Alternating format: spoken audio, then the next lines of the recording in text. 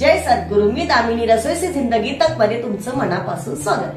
चला सखींनो, आज आपण करूया वटाण्याची उसळ किंवा त्याला सांबार म्हटलं जातं. प्रत्येक सणाला कोकणामध्ये तर याला खास वैशिष्ट्य, गणपती हो, गौरी गणपती हो किंवा कोणताही सण असू दे तर काळ्या वटाण्याची उसळ केली जाते. तर चला मी तुम्हाला साहित्य दाखवते. सर्व साहित्य बघूया आपण. तर सर्वप्रथम आपण काळे वटाणे घेणार आहोत, कारण ह्याचं आपण याला सांबार म्हणतात, उसळ म्हणतात, वटाण्याची आमटी म्हणतात, वटाण्याचं कालवण बोलतात. आता प्रत्येक जण काय बोलतो त्याच्यावर आहे ते. आम्ही याला वटाण्याचं सांबार किंवा वटाण्याचं कालवण बोलतो. त्याच्यासाठी लागणारं साहित्य आपण वाटण काढणार आहोत. त्याच्यासाठी तर वाटण काढण्यासाठी आपण ही बेडगी मिरची आहे ती थोडीशी भिजत घातलेली, 2 मिरच्या, कारण कलर छान येतो आणि चवी छान येते. आपल्याला मीठ, तिखट, कोथिंबीर घेतलेली आहे मी, कोथिंबीर आणि त्याच्या काड्या पण घेतल्या, कारण काड्यामध्ये जास्त स्वाद असतो. सुकं खोबरं, गरम मसाला, धणे, थोडीशी खसखस घेतलेली आहे, बडीशोप, हा खडा मसाला आहे. खडा मसाल्यामध्ये 2 लवंग, 3-4 मिरी आणि 2-3 दालचिनीचे तुकडे घेतलेले आहेत. कढी फोडणीसाठी कढीपत्ता, तेजपत्ता, जिरे, हे अद्रक आणि लसूण आहे. हे बघा, हे अद्रकचे तुकडे घेतले का अर्धा इंच असेल आणि 5-6 लसणाच्या पाकळ्या. तर हे होतं सर्व आपलं साहित्य. आता आपण काय करणार आहोत, वाटण काढणार आहोत. आपण गॅस लावलेला आहे आणि थोडंसं मी तेल टाकलेलं आहे बघा त्याच्यामध्ये, कारण आपल्याला कांदा भाजून घ्यायचा आहे. कांदा जरासा असा लालसर असा भाजून घेणार आहोत आपण. आता आपला कांदा भाजत आलेला आहे. आपण काय करणार आहोत त्याच्यामध्ये ना, सर्व आपले बारीक गॅस करूया, सर्व खडे मसाले घालून घेऊया. जिरे, बडीशोप, हा सर्व खडा मसाला, तर याच्यामध्ये छान ना तो एक परतून होईल. हे धने. आता प्रत्येकाला किती गरम मसाला जास्त आवडतो कमी आवडतो त्याच्यावर आहे ते. आणि ही आता थोडीशी खसखस ही जरा शेवटीच घालायची, कारण का ती ना लगेच करपते. आता हे आपलं भाजून झालेलं आहे. आता आपण खोबरं भाजायला, हे भाजून झालेलं आहे आपलं, काढून घेऊया आपण. आता आपण काय करूया, याच्यामध्ये खोबरं भाजून घेऊया. मी खोबऱ्याचे काप केलेले, ते काप असे छानसर लालसर असे भाजून घेऊया.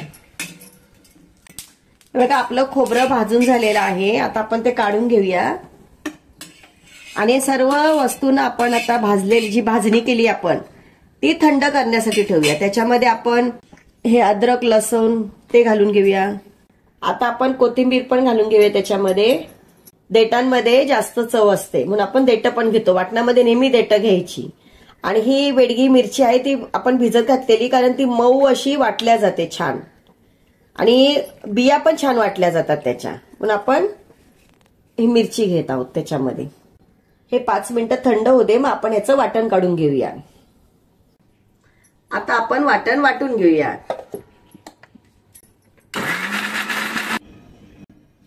आता आपलं वाटण वाटून झालेलं आहे. आता आपण फोडणीची तयारी करूया. आपण गॅस लावून घेऊया आणि 2 पळी तेल घेऊया त्याच्यामध्ये, कारण कडधान्यामध्ये ना थोडंसं तेल जास्त छान लागतं. तेल तापलेलं आहे, आपण मोहरी टाकून घेऊया. आता आपली मोहरी छान फुललेली आहे, त्याच्यामध्ये तडतड आवाज येतो बघा. आता आपण तेजपत्ता आणि कढीपत्ता,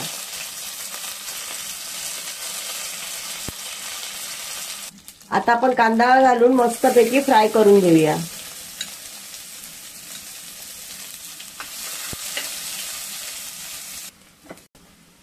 आता आपला कांदा परतत आलेला आहे. 2 मिनिटं अजून आपण त्याला लालसर होऊन देऊया.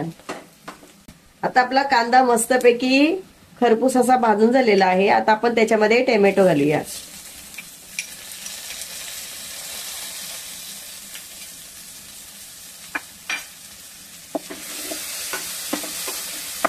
टोमॅटो चांगला याच्यामध्ये परतून घेऊया, थोडासा शिजूया त्याला.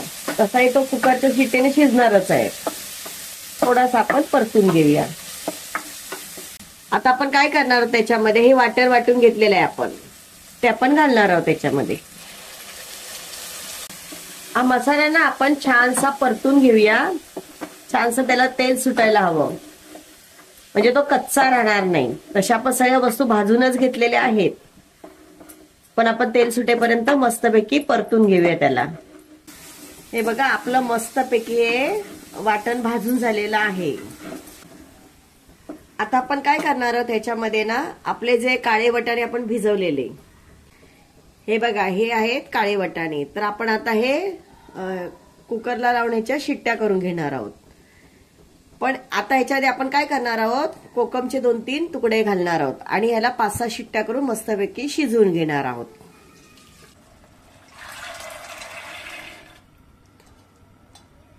आता आपण काय करूया, थोडासा गरम मसाला, आता आपण टाकूया चवीनुसार मीठ.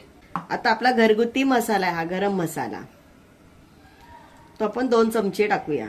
तुम्हाला जितकं तिखट लागत असेल त्याप्रमाणे 2 चमचे घातलेला आहे. आणि आता आपण मिक्स करूया. आणि आता याला 5-6 शिट्ट्या करून घ्यायच्या, कारण काळे वाटाणे लवकर शिजत नाहीत. पण त्याला आपण आता थोडंसं पाणी हे करूया.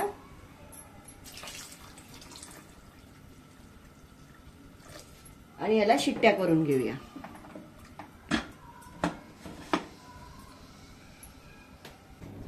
आता आपण बघूया आपलं वाटाण्याचं सांबार तयार झालंय की नाही. बघ किती मस्त लाल कलर छान आलेला आहे. आता बघूया आपला वाटाणा शिजलाय की नाही. बघ किती मऊ मस्त शिजलेला एकदम. आता आपण एका बाउलमध्ये काढून घेऊया.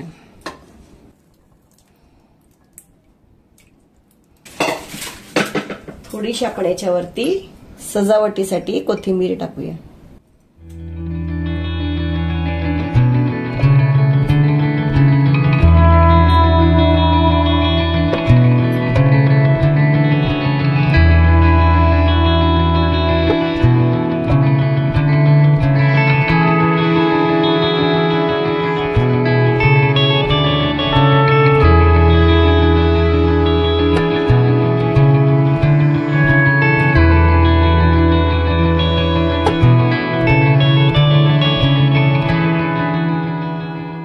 सखींनो, चला आता आपण माझ्या मिस्टरांना विचारूया की वाटाण्याचं सांबार कसं झालेलं आहे ते, आणि त्याच्यासोबत खाण्यासाठी मी खास वडे केलेले आहेत. आता ते खातील आणि आपल्याला सांगतील कसं झालंय ते. आता तुम्ही मला खाऊन सांगा. अतिशय छान झालेलं आहे. वाटाण्याची उसळ टेस्टी झालेली आहे. आणि ही प्रसिद्ध उसळ कोकणामध्ये प्रत्येक सणाला बनवली जाते.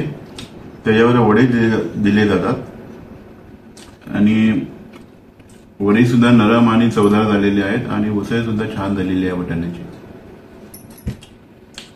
चांगलं केल्याबद्दल थँक्यू. सखींनो, वाटाण्याची उसळ खूप छान झालेली आहे. त्याला सांबारही म्हटलं जातं. तुम्ही सुद्धा अशी ट्राय करा, मला कमेंट सेक्शन मध्ये सांगा तुम्ही कशी करता ते. जर तुम्ही अजूनपर्यंत सबस्क्राईब केलं नसेल तर माझ्या चॅनलला सबस्क्राईब करा.